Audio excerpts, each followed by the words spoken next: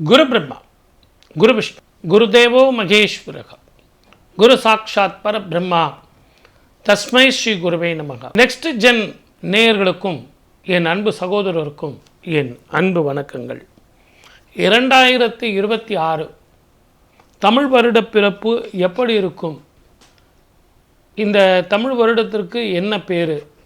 60 வருஷத்தில் இது எத்தனாவது வருஷம் அப்படிங்கிறதுலாம் இந்த நிகழ்ச்சியில் பார்க்க போகிறோம். இது எல்லாத்தோட பொது பலன்கள் எப்படி இருக்கும் அப்படின்னா, பராபவ வருடம் அப்படிங்கிறது இந்த வருஷத்தினுடைய பேர். 60 வருடங்கள் தமிழ் வருடங்கள்னால் இதில் இது 40வது வருடமாக வருது. இடைக்கால சித்தர் அருளிய அந்த பாடல்களை வச்சு தான் நாங்கள் எல்லாருமே பலன்கள் சொல்கிறோம்.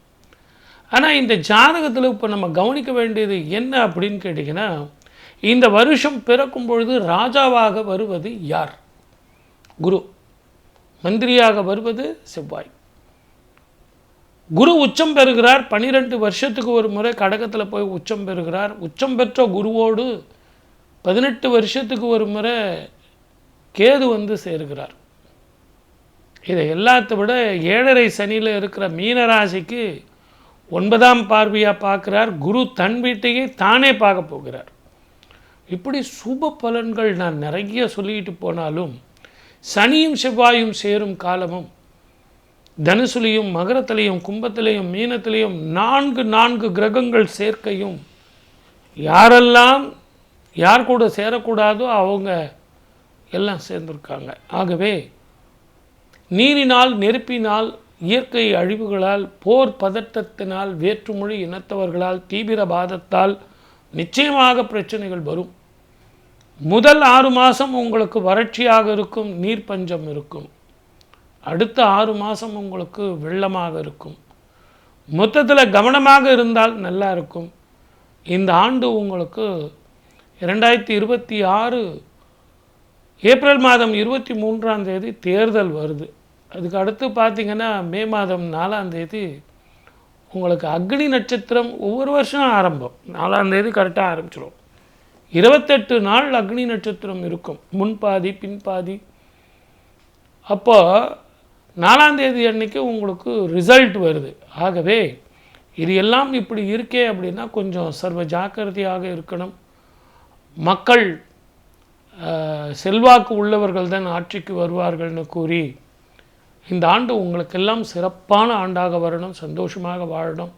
ஆயுள், ஆரோக்கியம், ஐஸ்வர்யம், மன நிம்மதி, சந்தோஷம் எல்லாம் வரணும். வாழ்க வளமுடன். All the best. கடகராசி நேயர்களுக்கு எப்படி இருக்கும் சொன்னால் கூட நம்ப மாட்டாங்க. முதல்ல எனக்கு அஷ்டமி சனி முடிஞ்சிருச்சா? கண்ட சனி 2.5 வருஷம், அஷ்டமி சனி முடிஞ்சு போச்சு. இப்போ இவங்களுக்கு பாடாப்படுத்திட்டு இருக்கு. மழை விட்டது தூவான விடல சார். உண்மையிலே வாக்கியப்படி முடிஞ்சிடுச்சா? திருக்கணிதப்படி முடிஞ்சிடுச்சா? அஷ்டமி சனி இல்லை சார், இதுதான் முதல் கேள்வி. கண்டிப்பாக கிடையாது சார். எல்லா பஞ்சாங்கத்துலேயும் முடிஞ்சு போச்சு. உங்கள் வீட்டில் இருந்து 9ஆம் வீட்டை பார்க்க போகிறார்.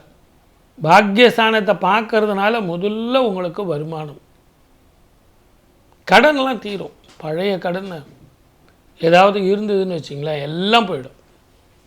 புதிய கடன் கண்டிப்பாக வரும். வீடு வாங்கிறதுக்காகவோ, நகை வாங்கிறதுக்காகவோ, பட்டு புடவை வாங்கிறதுக்காகவோ, உங்கள் பிள்ளைங்களுக்காக கடன் வாங்கி வெளிநாட்டுக்கு அனுப்புறதாவோ, இல்லை அவங்கள படிக்க வைக்கிறதுக்காக காலேஜ் செலவு பண்ணுறதுக்காகவோ உங்களுக்கு நிச்சயமாக அதிக செலவு வந்துடும். சுப செலவு தானே, கடன் வந்தால் கூட பரவாயில்ல. ஒரு டாக்டர் வீட்டு கொடுக்கறதுக்கும் வக்கீலுக்கும் நீங்கள் வழக்குக்கும் கொடுத்துன்னு இருந்தீங்கன்னு வச்சிங்களேன், விரயம் அப்படின்னு சொல்லலாம். ஆனால் அதுலேயும் உங்களுக்கு நீதி கிடைக்கும். உங்கள் நோய்வாய்ப்பட்டு நீங்கள் வெளியே வந்துடுவீங்க. உடல் சொஸ்தம் கொடுக்கும். நான் இல்லைன்னு சொல்ல வரல. இருந்தாலும் முதல்ல பணம் வைக்கணும் இல்லைங்களா? முதல்ல பணம் வச்சிங்கன்னா ஆரோக்கியம் கிடைக்கும், அதுக்கப்புறம் உங்களுக்கு நீதி கிடைக்கும் அப்படிங்கிறது. இருந்தாலும் இப்போ என்னுடைய கேள்வி என்னன்னு கேட்டிங்கன்னா, இது ஒரு அற்புதமான காலம். ரொம்ப நாளாக எதிர்பார்த்த பணம் வராமல் வியாபாரத்தில் கஷ்டப்படுறவங்களுக்கு ஒரு நல்ல தகவல் வெளிநாட்டில் இருந்து வரும். படிக்கிற பிள்ளைங்க, சார் நான் 80 மார்க் எழுதுனேன் சார், 60 மார்க்கு தான் போட்டிருக்கேன், நான் என்ன பண்ணுவேன் நான் அப்படிங்கிறவங்களுக்கு இப்போ 80 எழுதுனீங்கன்னா 90 மார்க் வரும். கஷ்டப்பட்டு நல்லா படிங்க. ஒரு முறை நீங்கள் திருப்பதிக்கு போயிட்டு வாங்க. முதல்ல மனோதைரியத்தை இழந்து போயிட்டீங்க.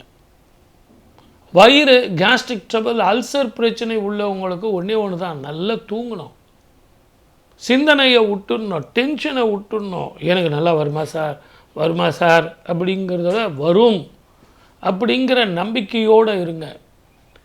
இந்த குருவும் கேதுவும் ஒரு வீட்டில் இருக்கும்போது பித்ருக்களுக்கு தர்ப்பணம் பண்ணுறது ஒரு அபூர்வ காலம். 12 வருஷங்களுக்கு ஒரு முறை குருவும் 18 வருஷங்களுக்கு ஒரு முறை கேதுவும் ஒரு வீட்டில் சந்திக்கும்போது மூதாதையர்களுக்கு காசி, கயா, ராமேஸ்வரத்தில் போய் தர்ப்பணம் பண்ணுறதுங்கிறது ரொம்ப ரொம்ப விசேஷம்.